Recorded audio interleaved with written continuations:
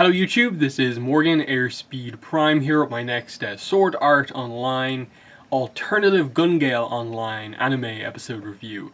This one's going to be for episode 5, which is called, I can't remember the exact wording, but it's like, I'll finish the fight, or I'll fight on my own. Name isn't really important, but the episode was really good. It was a very action focused episode, similar to episode 1. But obviously this was, I think, on a kind of whole other level. It was really fun to just watch an episode, like, knowing that there's not overly kind of crazy stakes to what's going on here, and just see someone play the game, especially our main character Lan here, really kind of, I suppose, showcasing the skills that she's learned, some from Pita Hui, and just like her, I suppose, developing herself and getting to this point where she can do what she did in this episode.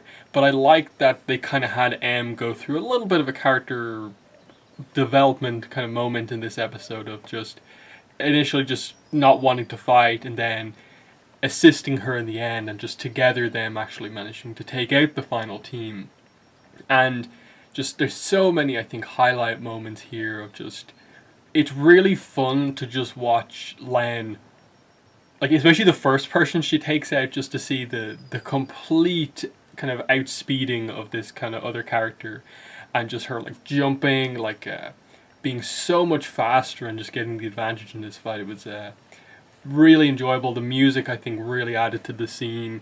And then I think throughout it you also had these kind of cool moments of just, obviously I'll get to the character moments at the start and the end, but kind of her thinking about like advice from Pita Hui, and like the whole kind of P-chan almost like giving her advice here as well, of just don't run away. Like, your strength is not going to be just with the fact that you can run away, but like to basically tell her to win this, you have to charge at the opponent and really go for them, and initially getting sniped, but then finding a way to kind of get in close and take them out.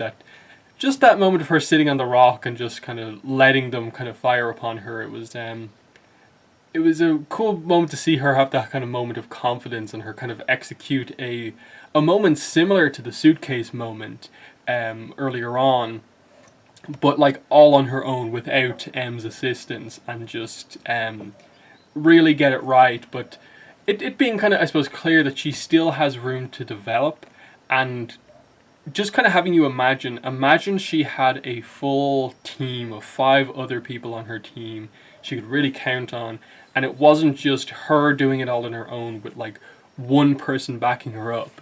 I think they are potentially setting us up that, I think, given that there's only like 12 episodes, I think we're probably going to get straight into pretty much another squad jam, and it's going to be probably Lan with a full team going into another battle, which is going to be very cool to see just how much she develops. You get, I suppose, the final fight between, I suppose, Boss, or whatever her name was in the game, and Lan. That was really cool to see as well, because you saw Boss kind of, I suppose, having the advantage for most of the fight, and just these little mechanical things getting in the way of just shooting her in the heart. But that's where Lan keeps her the scanner thing, which is an immortal object. That was a cool little thing. They really played up the fact that late on in the game they're running out of ammo. You had Lan kind of throwing her ammo clips at Boss to kind of keep her away, and then defending the last couple of bullets with P-chan sacrificing it. And then what I liked about it is that, at least for me, midway through the episode I was just kind of like, okay, they're talking about her getting in close. We had that big scene a couple of episodes ago about M teaching her how to use the knife. I'm just kind of like, knife scene. There's going to be a big awesome knife scene coming up. When's it going to happen? They kept it until right at the end, and it was really cool when it happened. She slices the arteries on both sides of the legs, and then does a really cool kind of move where she kind of like drops the knife and then just kind of like catches again, and just some super cool stuff here. Like, they weren't going to get into a straight up kind of knife fight as such, but just her having that knife and being actually really good with it. And then they do the classic, I suppose, anime kind of both charge at each other slash finish, and really cool kind of ending to it all. Just a lot of really, really good action that I think GGO kind of highlights that this sort of gun-based squad tactics is actually just really enjoyable to watch because you don't have to worry too much about the kind of blood, guts, kind of gore of like real kind of warfare.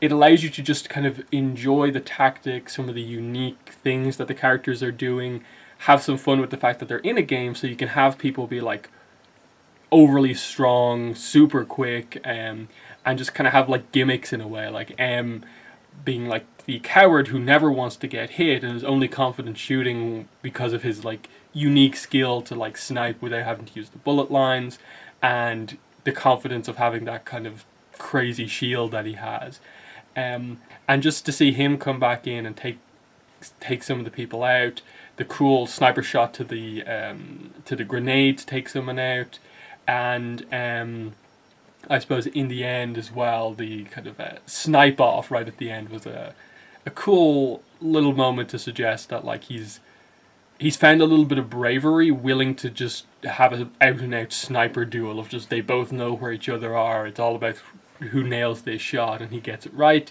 But then you kind of get the reveal that like he put his backpack with the shield on it like in front of him to protect him from anything possible.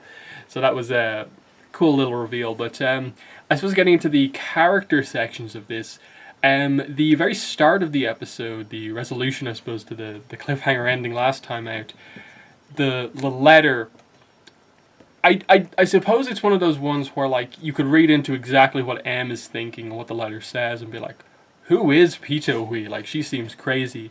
But I think what we know of her and the way she kind of talks about M, it's very much a sort of, I think, a jokey, I'll kill you, and not actually like, I will like actually murder you, and more of just like, I will give out to you. I think clearly suggesting that like M and Pito Hui know each other quite well, but she has some sort of like, in a way, like control over him, as just in whatever dynamic they have in real life. He seems like afraid of her to some degree. So, I think it is meant to be purposefully over exaggerated because they're definitely doing the contrast of M being this almost like silent like genius at the game, and then transitioning into like complete cowardice basically, and him feeling that surrendering was the only way to get out because like what Peter Hui said was just like, if you get killed in the game, you know, I'll kill you. So that's why he was so afraid in all of the battles and staying back so much, because he just didn't want to get hit, because that was kind of Peter Hui's kind of issue. But just the fact that she constantly saying like, you know, have fun, and there's nothing like, I think, overly threatening about the letter. And I think Len sort of got that idea as well of just like, wait, Peter Hui, is she really like that?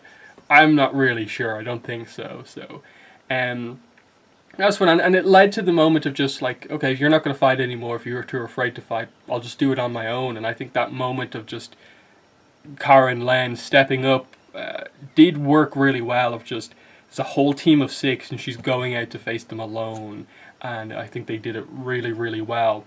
As for the end of the episode, obviously they win the squad jam, which is cool, and in real life, you see the group of girls walk past Karin in real life, and they stop to talk to her. And initially you're kind of thinking like, oh wow, are they actually going to do like the full reveal that I think I expected them to do, of just like, this is the final fight, just the people in real life.